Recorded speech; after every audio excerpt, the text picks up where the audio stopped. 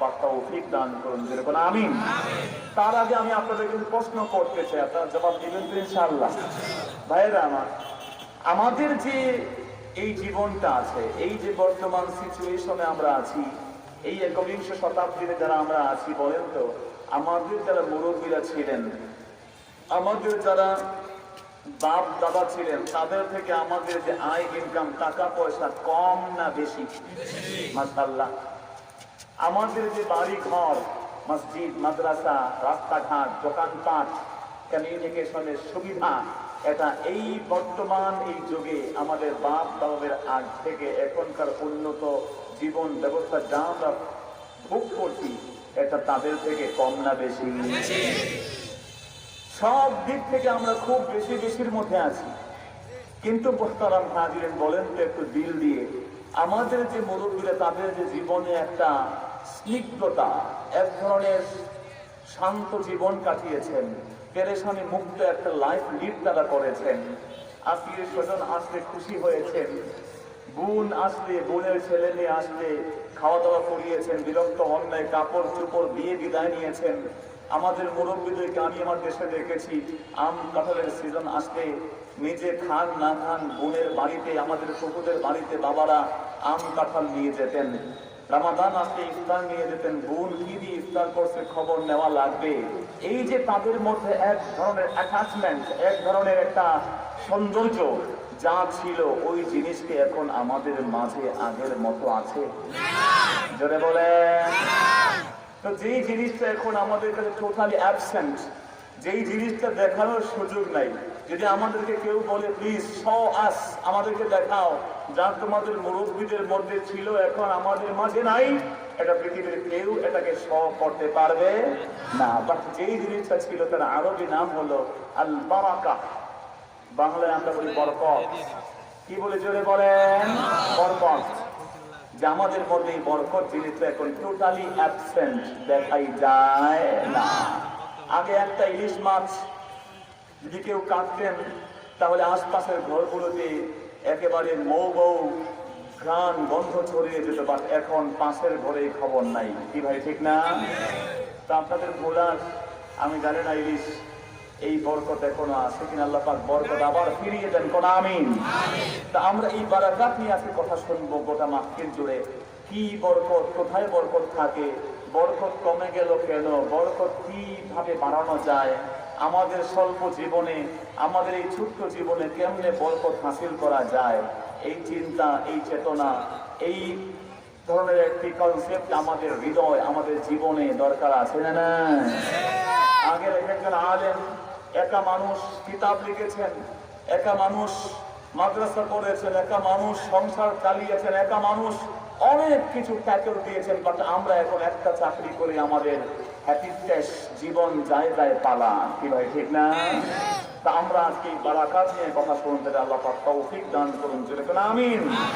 এই মর্মে আমরা সূরাতুল আরাফের 96 নম্বর আয়াত তেলাওয়াত শুনেছি। আল্লাহ রাব্বুল আলামিন বলছেন, ওয়ালাউ আন্না আহলাল কুরা আমানু ওয়াত্তাকাউ, যদি কোনো জনপদের মানুষ, কোনো একটা গ্রাম, কোনো একটা জগতের মানুষ, তারা দুইটা কাজ করে। কাজ কয়টা? দুইটা।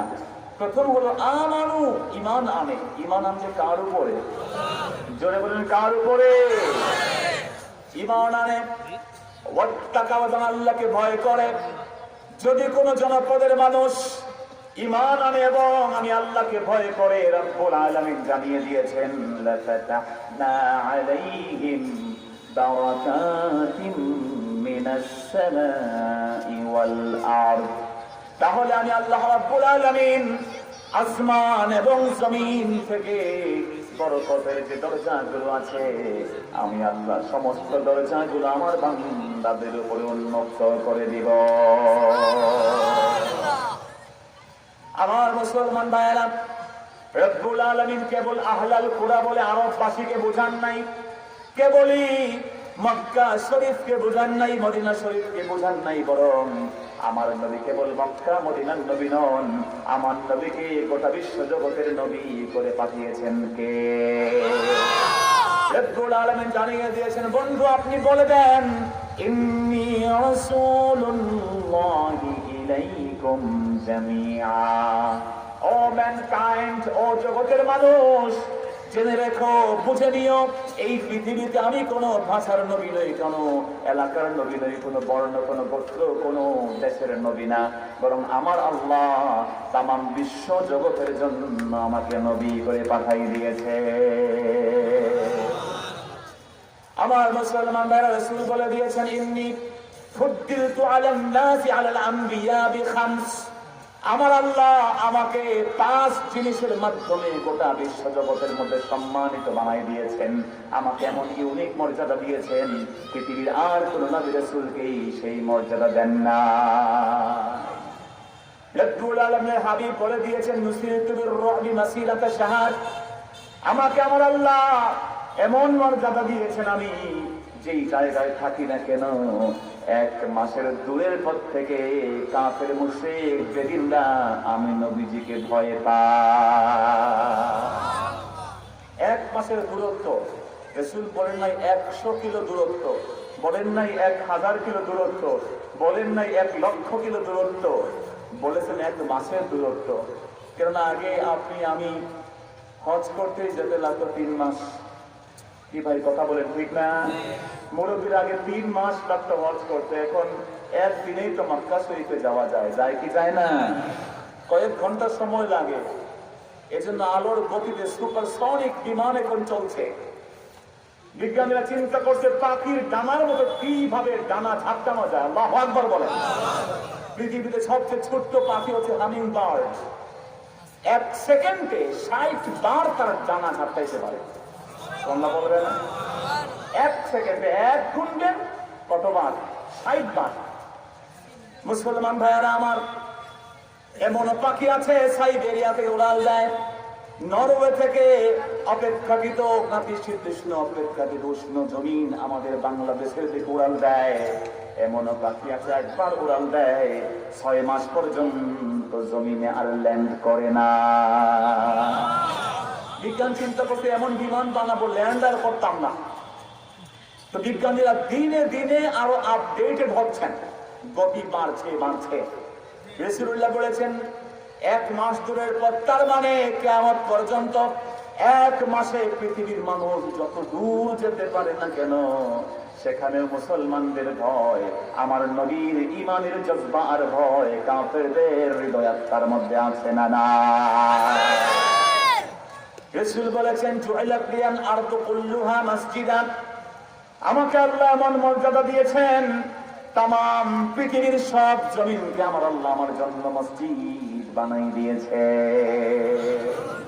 একজন হিন্দুকে তার ইবাদত করতে হলে মন্দিরে যাওয়া লাগবে, খ্রিস্টান হলে গির্জায় যাওয়া লাগবে, ইহুদি হলে যাওয়া লাগবে তার সিনাগগে, বৌদ্ধ হলে পেগোডায়, তা না হলে তাদের সেই ইবাদত কবুল হবে না। বাট মুসলমান কোথাও মসজিদ খুঁজে না পায়, বিশাল মরুভূমির উপরে, লঞ্চের ছাদে, কাঠের টুকরার উপরে, যেখানে জমিনে সাজদা করবে, রাসূল বলেছেন ওই জমিনের ওই সাজদা আল্লাহ কবুল করে নিলেন। ওই জমিন কিয়ামতের দিন ওই বান্দার জন্য আল্লাহর কাছে সুপারিশ করে বসবে। 3 নাম্বার গুণ আল্লাহ দিয়েছেন আমার জন্য, উহিল্লাত লিয়াল গনাইম। তামাম পৃথিবীর বিগত উম্মতের জন্য গনিমতের মাল হালাল ছিল না, কিন্তু আমার উম্মতের জন্য আমার আল্লাহ গনিমতের মাল হালাল করে দিয়েছেন। এমনকি কোরবানির মালও হালাল। কোরবানি আমরা সবাই করব যার জন্য, বলেন তিনি কে? কোরবানি করব আল্লাহর জন্য। এই কোরবানি আল্লাহর নামে হবে, আল্লাহ রাব্বুল আলামিনের জন্য। আবার সেই কোরবানির গোশত আমাদের জন্য একটা অংশ খাওয়া জায়েজ আছে না? না। আগের উম্মতকে পাহাড়ে রেখে আসা লাগতো। হাতি কুরবানি করেন, কি বলে, হাতির তো কুরবানি জায়েজ নাই, ওট কুরবানি করেন। আমার বন্ধু, আপনি গাভী, মহিষ, বকরি, দুম্বা যাই কুরবানি করেন, ওটা রেখে আসা লাগতো পাহাড়ে, নির্ধারিত জায়গাতে। আকাশ থেকে আগুন এসে পড়িয়ে দিলে মাকবুল, তা না হলে গায়রু মাকবুল। কিন্তু আমরা কুরবানি করে আল্লাহর নামে খাওয়া আল্লাহ জায়েজ করে দিয়েছেন। সুবহানাল্লাহ বলবেন না ভাইয়ারা? আমার মুসলমান ভাইয়ারা, রাসূলুল্লাহ বলে দিয়েছেন, রে দুনিয়ার উম্মতেরা শোনো, আমাকে আল্লাহ রাব্বুল আলামিন আরেকটা মর্যাদা দিয়েছেন। সেই মর্যাদার নাম হলো আমি এমন রাসূল, আমাকে আল্লাহ এই পৃথিবীর সমস্ত নবী, সমস্ত রাসূল, তাদেরকে আল্লাহ যেই গুণ দিয়েছেন, কিন্তু আমাকে আল্লাহ সর্বশেষ শাফায়াতে কুবরার গুণ দিয়ে দিয়েছে। কিয়ামতের দিন কেউ শাফায়াত করতে পারবেন না। আদম থেকে ঈসা পর্যন্ত আম্বিয়া আলাইহিমুস সালামের কাছে মানুষ দৌড়া যাবে, সর্বশেষ সবাই বলবেন আজকের দিনে শাফায়াতের মালিক কেউ না, আমার আল্লাহ শাফায়াতের একচ্ছত্র ক্ষমতা মুহাম্মাদুর রাসূলুল্লাহকে দিয়ে দিয়েছে।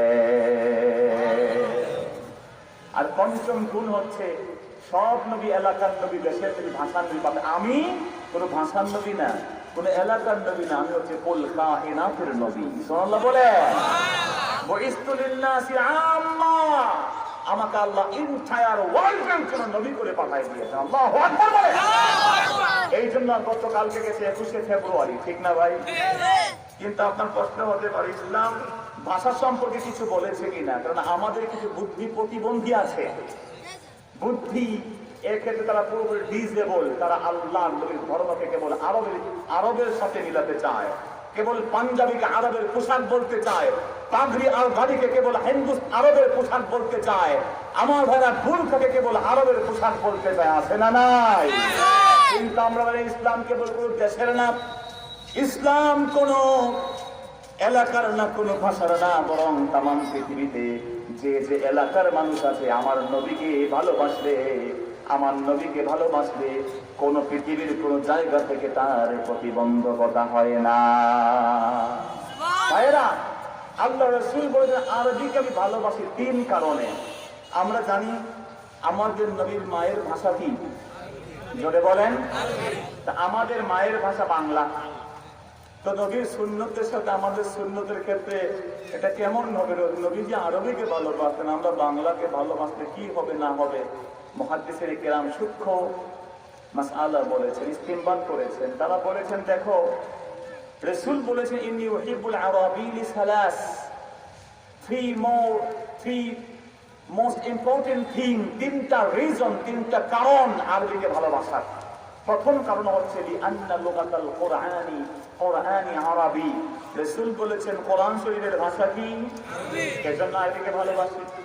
2 নম্বর কারণ ওয়ালি আন্না লুগাতা আহলিল জান্নাতি আরবী, আরবিকে ভালোবাসি কারণ জান্নাতের মানুষের ভাষা কি? আরবি। 3 নম্বর কারণটা খুবই চমৎকার। রাসূল বলেছেন ওয়ালি আন্নী আরবী, যেহেতু আমি একজন আরব, আমার মা আমাকে আরবি ভাষায় কথা বলা শিখিয়েছেন, এই কারণে আমি নবী আরবিকে ভালোবাসি। তার মানে আমরা সবাই কাইফা হালুকা বলবো, সবাই আমরা তাল, আসেন, বসেন, ইজলিস এগুলো বলবো না, না, না। তার মানে হলো যেহেতু নবী তার মায়ের ভাষা সেজন্য আরবিকে ভালোবাসেন। পৃথিবীর কোন মানুষের মায়ের ভাষা যদি হয় ইংরেজি, যদি হয় উর্দু, যদি হয় ফার্সি, যদি হয় চাইনিজ, পৃথিবীর কোন মানুষের মায়ের ভাষা যদি হয় বাংলা, খোদার কসম করে বলি নবী যেহেতু তার মায়ের ভাষার জন্য আরবিকে ভালোবাসতেন। আমরা বাঙালি মুসলমান যারা আছি, আমাদের মায়ের ভাষার নাম কি জোরে বলে? মায়ের ভাষা বাংলা। সেজন্য কেউ যদি বাংলাকে ভালোবাসে, নবীর সুন্নত তরিকার উপরে খোদার কসম আমল হয়ে যাবে। আমার নবী আরবিকে ভালোবাসেন, তার মৌলিক একটা বড় কারণ তিনি নিজে তার মার ভাষা আরবি। তা আমাদের মায়ের ভাষা আর বাংলা, আমরা বাংলাকে ভালোবাসবো, নবীর সুন্নতের আমল হবে কি হবে না? এই জন্য মুহতারাম হাজিরিন, আমার আল্লাহ বলছেন ওয়ালাউ আন্না আহলাল কুরা, যদি জগতের কোন মানুষ, কোন নির্ধারিত কোন পার্টিকুলার জোনের একজন মানুষ ঈমান আনে এবং আল্লাহকে ভয় করে, আমার আল্লাহ আসমান জমিনের রিজিকের দরজাগুলো খুলে দিয়ে দিবে। এজন্য বন্ধুগণ, আমাদের আল্লাহ যে দ্বীন এবং শরীয়ত আমাদেরকে দিয়েছেন, এই ধর্মের থেকে উত্তম আর ধর্ম থাকতে পারে? জোরে বলেন পারে? ধর্মের ক্ষেত্রে আমাদের পরিচয় একটা, আমরা মুসলিম। আমরা কি জোরে বলে? এই অন্য ধর্মকে আমরা ঘৃণা করব না, অন্য ধর্মকে আমরা বিদ্বেষ বলে গালি দিব না, কিন্তু যখনই আমি ইসলাম কবুল করে ফেললাম, আমাকে এটা বলতেই হবে ইন্নাদ দীনা ইনদাল্লাহিল ইসলাম, নিশ্চয়ই আল্লাহর কাছে একটা মাত্র ধর্ম মনোনীত, সিলেক্টেড বেস্ট রিলিজন, আল্লাহর কাছে একটাই ধর্ম, সে ধর্মের নাম কি জোরে বলেন তো? কিন্তু এক্ষেত্রে আমাদের কিছু ভাইয়েরা লাকুম দীনুকুম ওয়ালিয়া দিন পার্টি আছেন, আরেক দল আছেন যারা বলেন লা ইকরাহা ফিদ্দীন, ধর্মের ক্ষেত্রে বাড়াবাড়ি নাই। এই আয়াতগুলো পেশ করে তারা বলে আহা সব ধর্ম তো সমান। নাউজুবিল্লাহ বলবেন না ভাইয়েরা? আমি বিনয়ের সাথে আপনাকে বলি, আপনি এটা বলতে পারেন না। If you are a believer, যদি আপনি মুসলমান হন, আপনি এক কথা বলতে পারবেন। যদি আল্লাহর কোন গোলাম মুসলমান না হয়, অমুসলিম একজন ব্যক্তি, তাকে আপনি প্রেসার ক্রিয়েট করতে পারবেন না, প্রেসারাইজ করে ইসলাম ধর্ম গ্রহণ করাতে পারবেন না। আল্লাহ জানিয়ে দিয়েছেন লা ইকরাহা ফিদ্দীন ক্বাদ তাবায়্যানা রুশদু মিনাল গাই। আমার বন্ধু পুরো আয়াত পড়তে হবে, সামনে কি আছে পড়তে হবে, পিছনে কি আছে উভয় জানা পড়ে কেবল খণ্ডিত আয়াত দিয়ে দলিল দিলে কিন্তু গোমরাহ হওয়া লাগবে, ঠিক কিনা বলে? আল্লাহ বলে দিয়েছেন ওয়ালা তাকরাবুস সালাতা ওয়া আনতুম সুকারা, তোমরা নামাজের নিকটবর্তী হইও না। ওয়ালা তাকরাবুস সালাত মানে নামাজের ধারে কাছে যাইও না। এই পর্যন্ত আয়াত পড়লে তো সুবিধা অনেক, ঠিকই না? কিন্তু আল্লাহ তারপরে বলছেন ওয়া আনতুম সুকারা, যখন তোমরা ড্রাঙ্ক, যখন তোমরা মদ্যপ নেশাগ্রস্ত অবস্থায় তোমরা আল্লাহর ঘর নামাজের জন্য সেখানে ধারে কাছে যাইও না। ঠিক একেবারে কেউ যদি আপনি পড়েন লাকুম দীনুকুম ওয়ালিয়া দিন, আপনাকে আগে কি আছে তাও প্রশ্ন আল্লাহ বলছেন লা আ'বুদু মা তা'বুদুন। বন্ধু মুহাম্মদ আপনি বলে দেন, ও দুনিয়ার কাফের মুশরিক হিন্দু নাসারা বৌদ্ধ খ্রিস্টানরা, তোমরা যে রবের ইবাদত করো, খোদার কসম আমি আমার জীবন যাবে, যৌবন যাবে, অস্ত্রের ঝনঝনানি হবে, মৃত্যুদণ্ড পাওয়া হবে, বুলেটের গুলি এসে লাগবে, বন্দুকের গুলি লাগবে, আমার বন্ধু কামানের গোলা এসে লাগবে, কিন্তু মুসলমান গায়রুল্লাহর সামনে মাথা নিচু করবে না। ঠিক না বলে? মুসলমান মাথা নিচু করবে, একজনের কাছে জোরে বলেন তিনি কে? আল্লাহর সামনে মাথা নিচু ছাড়া মুসলমান এই পৃথিবীর কোন বাদশাহ, কোন সুলতানের কাছে তার মাথা নত করতে পারে? তো আজকে ক্লারিফিকেশন দিতে হবে, লাকুম দীনুকুম ওয়ালিয়া দিন মানে তোমারটাও ধর্ম আমারটাও ধর্ম, তোমারটাও বলো আমারটাও বলো না, এটা ভুল কথা। আপনি জানেন you have to correct your concept, আপনার হৃদয়কে ঠিক করতে হবে। আল্লাহ জানিয়ে দিয়েছেন ইন্না দীনা ইনদাল্লাহিল ইসলাম, ধর্ম একটাই, তার নাম কি জোরে বলেন? কিন্তু কাউকে প্রেসারাইজ করে মুসলমান বানানোর সুযোগ নাই। রব্বুল আলামিন জানিয়ে দিয়েছেন এখন আর বাড়াবাড়ি নাই। তাবায়্যানা রুশদু মিনাল গাই, গুমরাহি থেকে হক হালাল পার্থক্য হয়ে গেছে, খারাপ থেকে ভালো আলাদা হয়ে গেছে, হারাম থেকে হালাল পৃথক হয়ে গেছে। আমার বন্ধু জাহাকাল হক, স্পষ্ট ভাবে হক জাহির হয়ে গেছে, আর আমার বন্ধু বাতিলটা একেবারেই বিভ্রান্ত হয়ে গেছে, ঠিক কিনা জোরে বলে? আল্লাহ পাক তারপরে আরো স্পষ্ট বলছেন লা ইকরাহা, দ্বীনের পরে কি আছে আপনি ভালো মতো পড়েন। রব্বুল আলামিন বলছেন ওয়ামাই ইয়াকফুর বিত-তাগুতি ওয়া ইউমিন বিল্লাহ ফাকাদ ইসতামসাকা বিল উরওয়াতিল উসকা লা ইনফিসামা লাহা। কেবল ইমানদের কথা বললেই হবে না, রব্বুল আলামিন বলছেন ফামাই ইয়াকফুর বিত-তাগুত, আগে তাগুতকে মানাস করতে হবে, ওয়া ইউমিন বিল্লাহ, আগে তাগুত মানাস, তারপরে ঈমান, দুইটাই লাগবে। লা ইলাহাও লাগবে, ইল্লাল্লাহও লাগবে, কি ভাই ঠিক না? আগে সব তাগুতের সম্পর্ক মাইনাস। তাগুত মানে কি? অনেক আলেম ওলামাই তাগুতের ওয়াজ না শুনতে বা না করতে প্র্যাকটিস নাই। মা আর তাগুত কি বুঝেনি না? তাগুত মানে হলো আল্লাহর বিরুদ্ধে যত কিছু আছে, যেই আইন, যে কানুন, যে বিধান, যা কিছু আল্লাহর বিধানের সাথে সাংঘর্ষিক, তার নাম হলো তাগুত। কথা বলেন ঠিক না? তাগুত, তাগা মানে হলো তুগিয়ান থেকে, বাড়াবাড়ি আমার বন্ধু আল্লাহ রাব্বুল আলামিন শিখিয়েছেন কর্মভিত্তিক অর্থনীতি, যাকাত ভিত্তিক অর্থনীতি শিখিয়ে দিয়েছেন আল্লাহ রাব্বুল আলামিন শিখিয়েছেন। তিনি বলে দিয়েছেন আল্লাহ রাব্বুল আলামিন তিনি যাকাতকে বাড়িয়ে দেন, ইয়ামহাকুল্লাহু রিবা ওয়া ইউরবিস সাদাকাত। রব্বুল আলামিন যাকাতকে বাড়ায় দেন, সাদকাকে তিনি বৃদ্ধি করেন, আর সুদকে তিনি মিটিয়ে দেন। কিন্তু এখন আমাদের দেশে সুদ ভিত্তিক অর্থনীতি পৃথিবীতে বাংলাদেশেও আছে না না? কিন্তু আপনি বললেন আমি ইমানদার, আমি নামাজ পড়ি, 10-20 রাকাত তাহাজ্জুদ পড়ি, কোরআন পড়ি দিনে 3-4-5 বার, কিন্তু আমার সুদের সাথে লেনদেন আছে, আমি তাগুতকে মাইনাস করতে পারলাম না। কথা বুঝেন আমার ভাইয়েরা? আগে আপনাকে তাগুতের সাথে সম্পর্ক ছিন্ন করতে হবে। আপনি নামাজে কি করবেন? দোয়া গুরুত্বের মধ্যে আছে না নাই? আপনার এত মানুষ কষ্ট হচ্ছে আপনাদের, এই কথাগুলো আমাদের জানা দরকার আছে না নাই? দোয়া এই কুনুতের মধ্যে আপনি কি বলেন? আল্লাহ, যারা আপনার বিরুদ্ধে তাদের সাথে আমার কোনো সম্পর্ক নাই, না পুরো I am detaching my connectivity, আমার সব সম্পর্ক ছিন্ন করে দিলাম, ডিসকানেক্ট হয়ে গেলাম যে তোমার বিরুদ্ধে। যে আল্লাহর বিরুদ্ধে আইন বাংলাদেশে এখন আসে না নাই? আল্লাহর বিরুদ্ধে কোরআনের সাংঘর্ষিক সুদ ভিত্তিক অর্থনীতি আছে না নাই? সেনা ব্যভিচারের কারখানা আর ওই সমস্ত হোটেল ব্যবস্থা আছে না নাই? আমার বেলা সেই সমস্ত জায়গায় মুসলমানরা যায় না। কিন্তু আপনি মনে করেন, যদি মনে করেন যে আমার বিধানটা হলো মসজিদ মে যাকে নামাজ পড়ো, মসজিদ মে যাকে নামাজ পড়ো, होटल पे शराब पियो, ताकि रहमान भी खुश रहो, शैतान भी नाराज ना हो।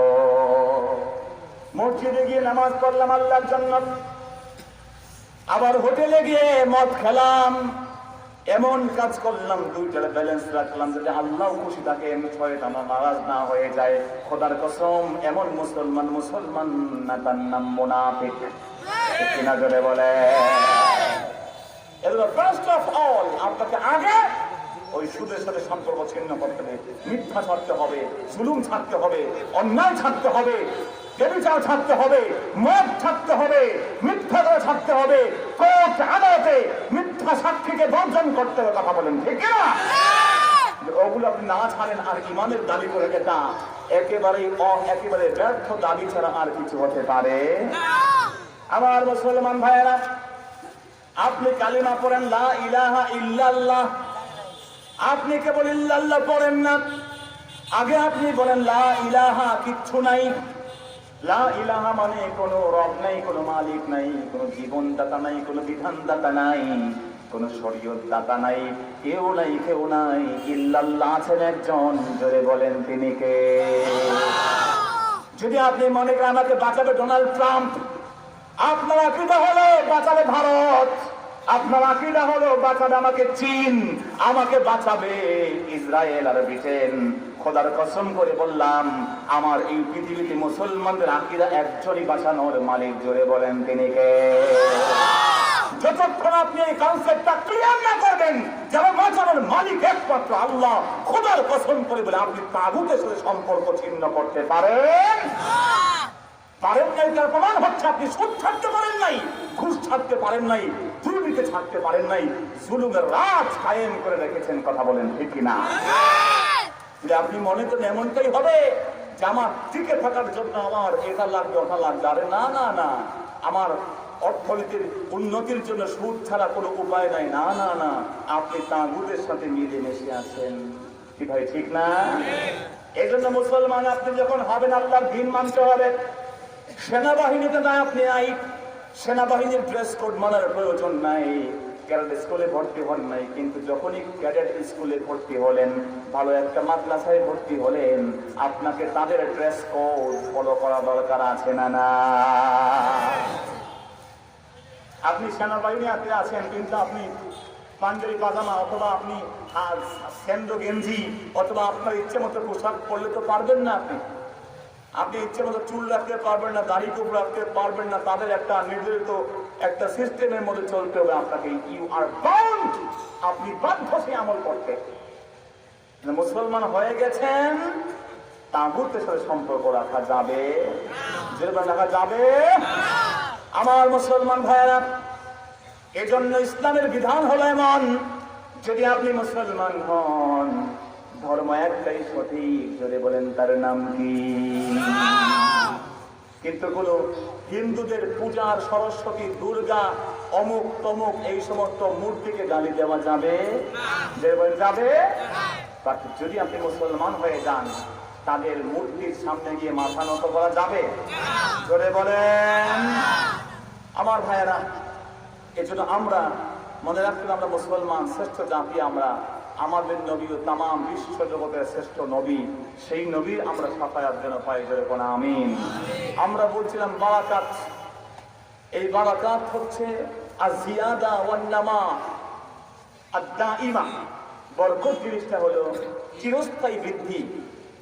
এই বারাকাত দেখা যায় না, কিন্তু প্রশ্ন হলো পৃথিবীর সব বারাকাত মনে হয় আমেরিকা নিয়ে গেছে, মনে হয় ইসরায়েল নিয়ে গেছে, না হলে কানাডা, না হলে জাপান, না হলে আপনার উন্নত দেশ ব্রিটেন, সুইজারল্যান্ড, অস্ট্রেলিয়া, এই সমস্ত দেশের অনেক ধন দৌলত। কি ভাই ঠিক না? তাদের উন্নত জীবন, এগুলো দেখে প্রশ্ন আসতে পারে, কি রে, আল্লাহ তো বললেন ওয়ালাউ আন্না আহলাল কুরআ আমানু ওয়াত্তাকাও, এই পৃথিবীর যে মানুষ, যে এলাকার লোকেরা ঈমান আনবে এবং আল্লাহকে ভয় করবে, আল্লাহ বরকত দিবেন। তো আল্লাহ তো সব বরকত, রহমত, ধন দৌলত আমেরিকা, ইসরায়েল, ব্রিটেন আর চীনকে দিয়ে দিয়েছেন, একটা দেশ তো মুসলমান না। কি ভাই প্রশ্ন আসছে না নাই? কথা বুঝুন তো আমার। এজন্য আপনাকে আমি আগেই বলেছি, বারাকাত জিনিসটা দেখা যায় না, বরকত জিনিসটা ইনভিজিবল, আনসিন। রব্বুল আলামিন সেজন্য আমাদের বহু বছর আগে জবাব দিয়েছেন। ১৫০০ বছর আগে পবিত্র কোরআনুল কারীমে সূরাতুল মায়েদা আল্লাহ বলে দিয়েছেন, কুল লা ইয়াস্তাউিল খাবিসু ওয়াত তাইয়্যিব, কুল লা ইয়াস্তাউিল খাবিসু ওয়াত তাইয়্যিব ওয়ালাউ আ'জাবাকা কাসরাতুল খাবিস। রব্বুল আলামিন জানিয়ে দিয়েছেন, বন্ধু আপনি বলে দেন আপনার উম্মতকে, মনে রাখবারে আমার বান্দারা, আমার উম্মতেরা, আমার আল্লাহ জানিয়ে দিয়েছেন, বান্দা মনে রাখবে, কোনদিন খাবিস আর তাইয়্যিব, পবিত্র আর অপবিত্র, হালাল আর হারাম, আমার বন্ধু যা নিকৃষ্ট আর উৎকৃষ্ট, কোনদিন নিকৃষ্ট আর উৎকৃষ্ট এক হতে পারে না। ওয়ালাউ আ'জাবাকা কাসরাতুল খাবিস, যদিও খাবিস অপবিত্র, হারাম, অপবিত্র এবং হারাম যে জিনিসগুলো আছে, এগুলো যদিও বেশিও হয় না কেন, এগুলো দেখে তুমি অবাক হয়েও না। আমি আল্লাহ জানিয়ে দিলাম, 10 তলা বিল্ডিং এর মালিক হয়ে গেছে হারামের উপরে, আর তুমি একটা কুঁড়ে ঘর করেছো হালালের উপরে, আমি আল্লাহ তোমার সাথে আছি, ওর সাথে আমার কোনো সম্পর্ক নাই। আল্লাহু আকবার বলে। রব্বুল আলামিন জানিয়ে দিয়েছেন, ইন্নাল্লাহা তাইয়্যিবুন লা ইয়াকবালু ইল্লা তাইয়্যিবা।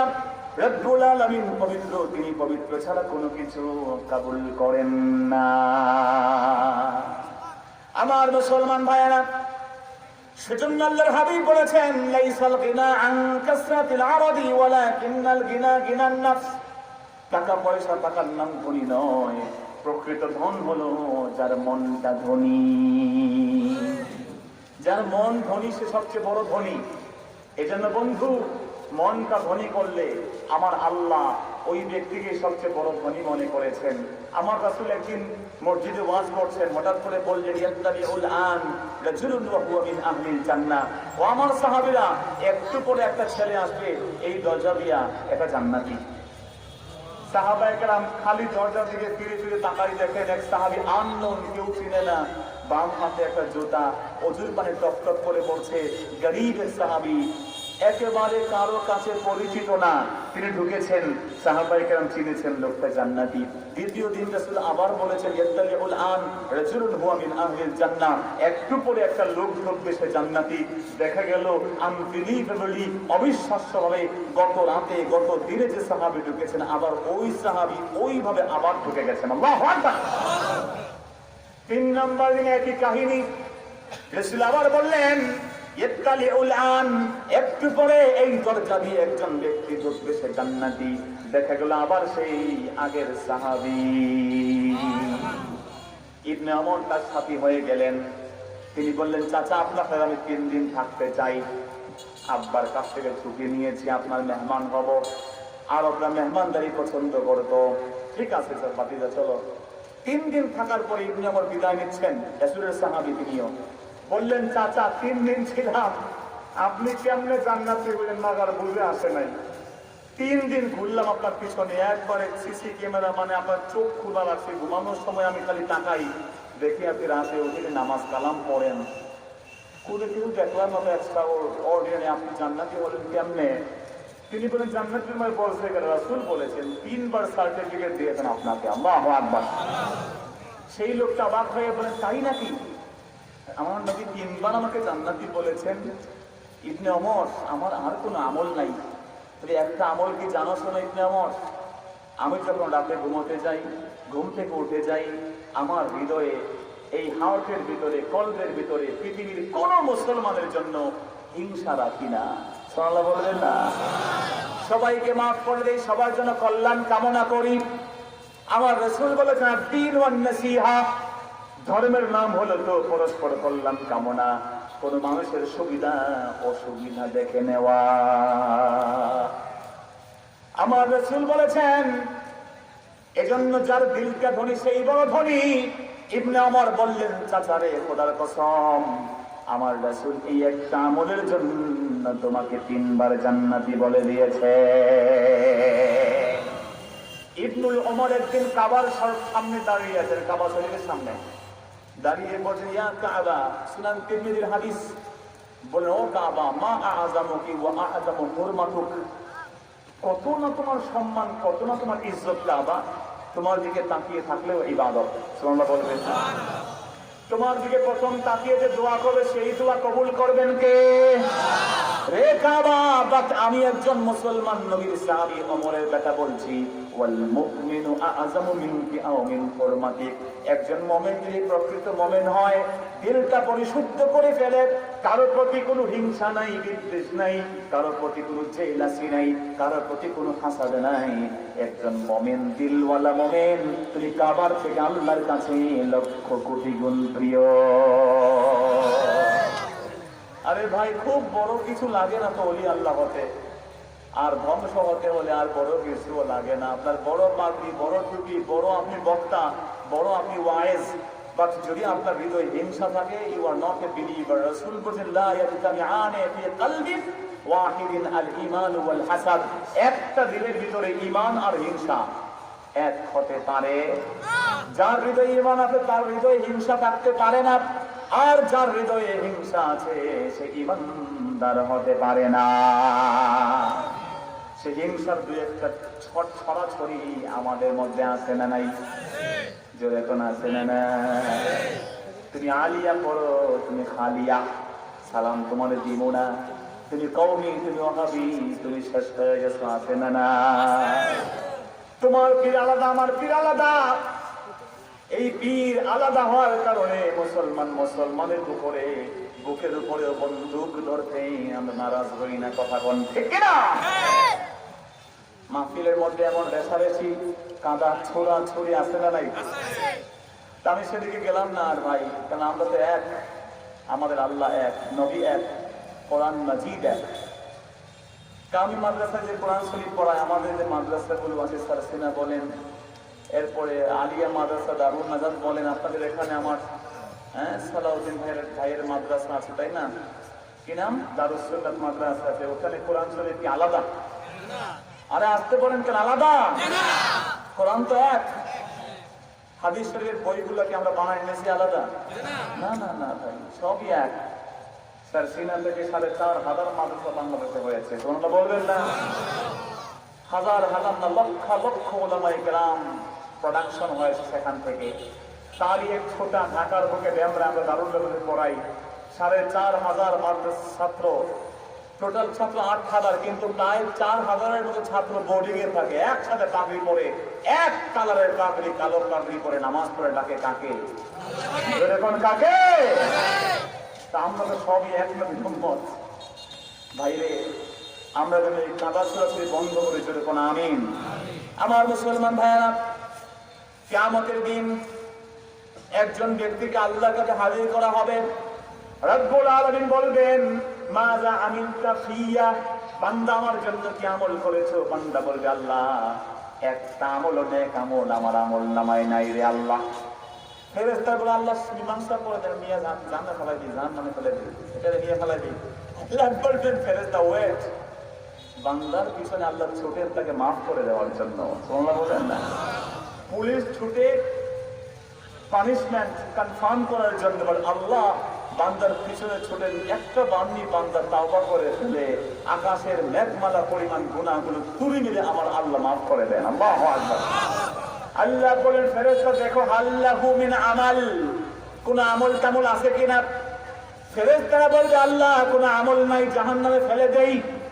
রব্বুল আলামিন বলবেন, ফেরেশতারে নেক আমল শুধুমাত্র নামাজ, রোজা, হজ, যাকাত না, কেবলমাত্র পাগড়ি করে মসজিদে যাওয়ার। আরে ফেরেশতা দেখো তা কি আমার ওই গোলাম মানুষের সাথে তার বিহেভিয়ার কেমন ছিল, সোশ্যাল লেনদেন কেমন ছিল, মানুষের সাথে তার আচরণটা কেমন ছিল, খুঁজে দেখো। ফেরেশতা বলবে, আল্লাহ আপনার গোলাম ধনী মানুষ ছিল। কি মানুষ ছিল? জোরে বলবেন না, কি ছিল? আমি তো আপনাদের কাছে একেবারেই নতুন, এটা আমার জীবনের প্রথম আশা। তো যদি একটু কথা বলেন কোঅপারেটিভলি, একটু আমাকে সাহায্য করেন, ভাববো আপনারা কথাগুলো বুঝতেছেন। আইদার মনে করবো আপনারা কথাগুলো বুঝতে পারছেন না। কি ভাই, কথা বোঝা যায় তো? তো যেই লোকটা ধনী, এই ধনী মানুষটা আল্লাহ মানুষকে খালি ঋণ দিত, ঋণ কারজে হাসানা দিত। মানজাল্লাযী ইউকরিদুল্লাহ কারদান হাসানা, মানুষকে ঋণ দিলে ঋণটা পান কে? জোরে বলেন কে?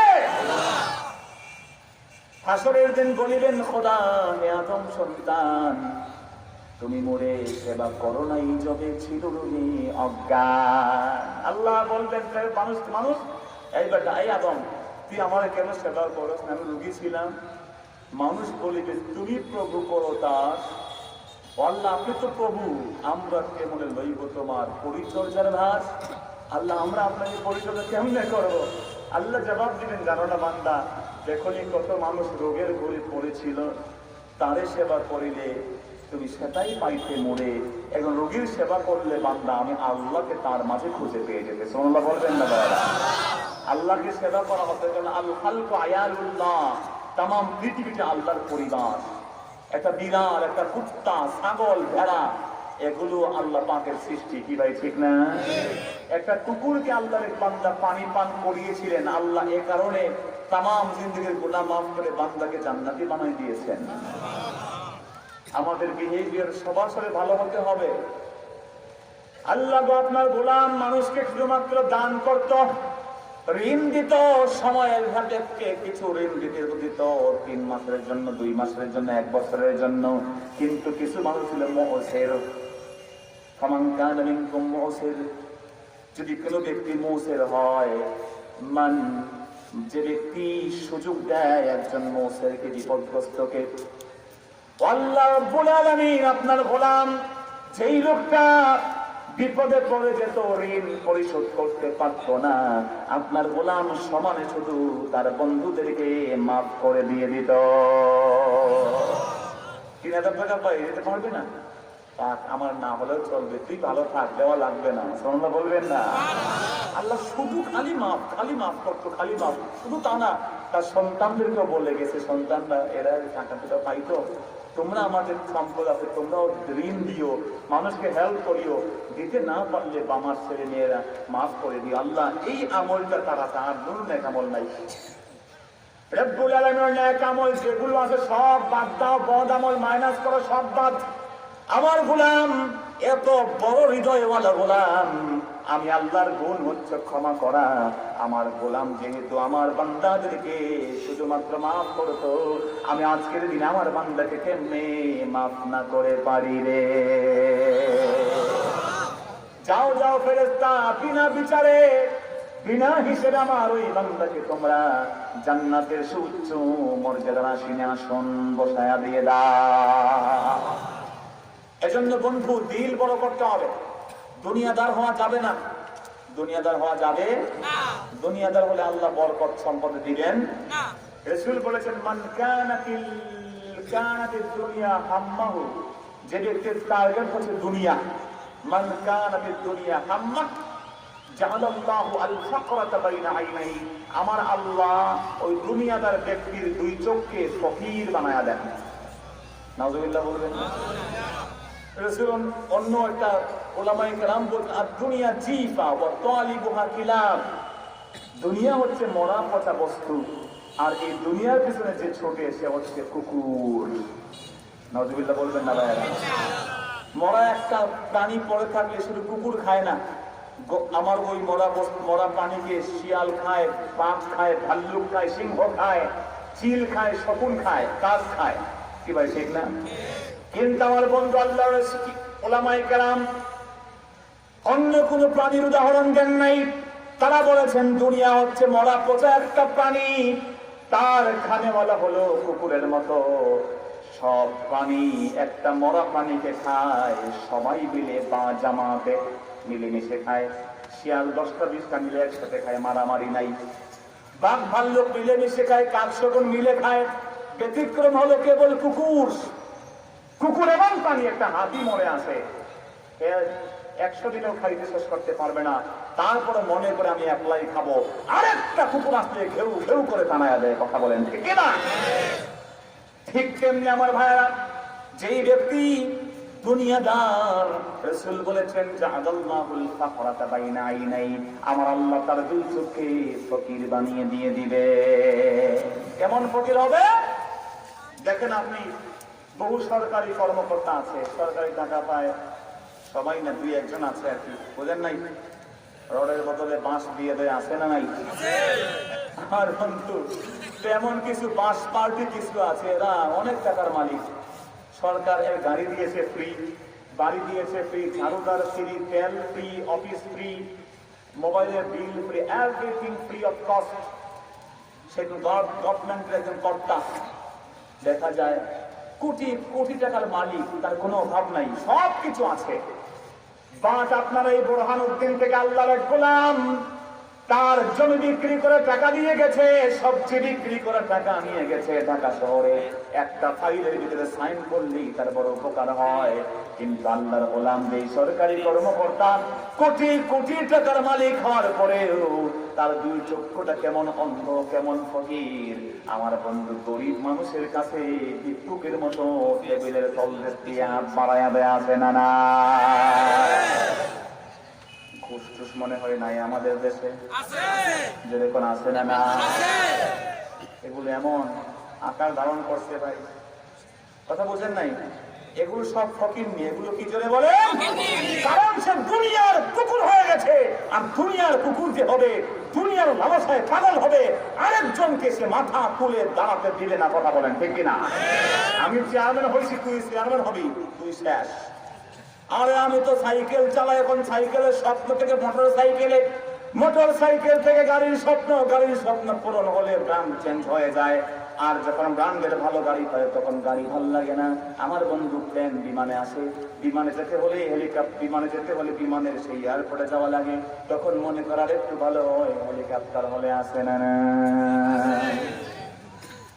মেম্বার থেকে চেয়ারম্যান, চেয়ারম্যান থেকে এমপি, এমপি থেকে মন্ত্রী, মন্ত্রী থেকে আরো বেশি কিছু, এরপরে আরো বেশি কিছু, এরপরে মনে করে আজীবন আমি দখল করে বসেই থাকবো, আর মাঠ থেকে নামবো না। আছে না নয়? এমন হয়, কোন সন্দেহ নাই। এটা দুনিয়ার লোক। কিসের লোক জোরে বলে? আমার মুসলমান ভাইয়েরা, এই জন্য বরকতের জিনিসটা it should be, could be realised. এটা বোঝা যায়, এটা দেখা যায় না। যদি বলবেন বরকত কই, দেখাও আমাকে, আমি কেন পৃথিবীর কেউ আপনাকে বরকত দেখাতে পারবে না। এই জন্য আমেরিকা বলেন, ইউরোপ বলেন, ইসরায়েল বলেন, ব্রিটেন বলেন, সম্পদ আর বরকত এক জিনিস নয়। সম্পদ আর বরকত এক জিনিস নয়। কোটি টাকার মালিক রাতে ফোন আছে, এই চাচা খালি তো কামাই করেন, 3 লাখ টাকা পাঠাই দিয়েন, সন্তুরে পাঠাই দিছি, লোকে বুলেট দিয়ে দিছে, না হইলে খবর আছে। কি ভাই ফোন আসবে না নাই? কোটি টাকার মালিক ব্যাংকের লোন নিয়েছে, ব্যাংক বারবার তার পিছনে ছুটে, তোমার ওই ঘর ওই বাড়ি নিয়ে যাবো, ব্যাংকের যন্ত্রণা গরিব মুসকি বলে ধনীদের পিছনে আছে না না। কোটি টাকার মালিক গরুর গোস্ত খাইতে পারে না, বলে আপনি গরুর গোস্ত হারাম, ছাগলের গোস্ত মাকরু, ভাত খাবেন এক কাপ, ঠিকানা আছে না নাই? আমার বন্ধু শক্ত বিছানায় ঘুমাতে, নরম বিছানায় ঘুমাতে পারবা না, বিবির কথা শুনে না, ছেলে মেয়ের কথা শুনে না, মারামারি সংসারে আছে না নাই?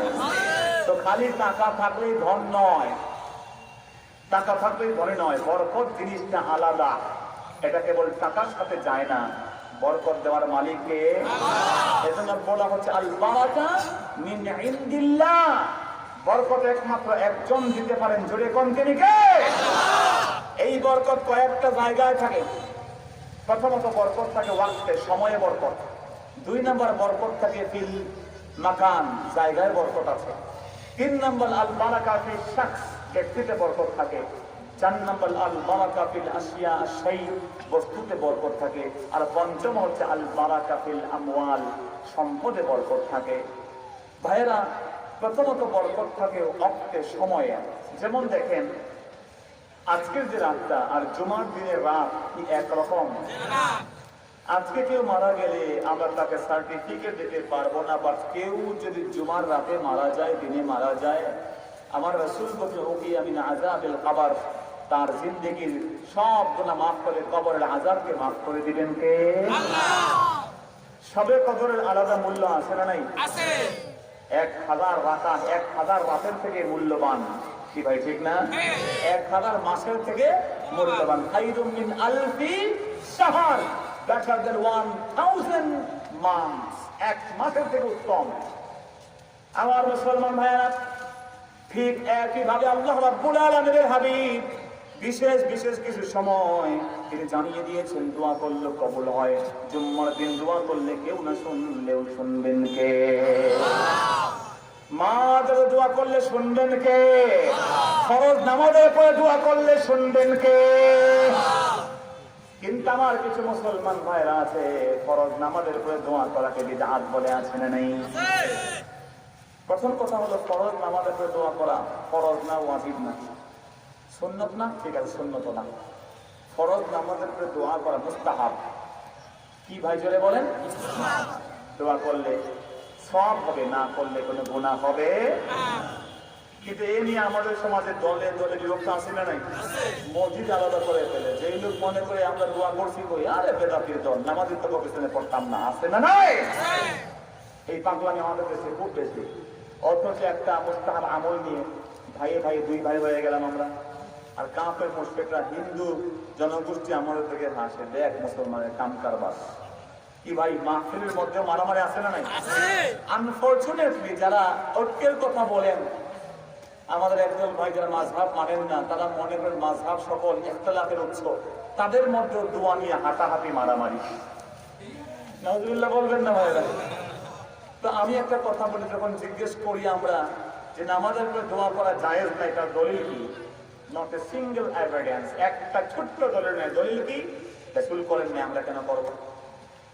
আমি বিতর্কে পছন্দ করি না, বিতর্ক আমি করিও না, বহস আমি বিশ্বাস করি না, বহসের কোনো লাভ নাই, খালি ক্ষতি হয়ে বাংলাদেশের কথা কোন ঠিক না।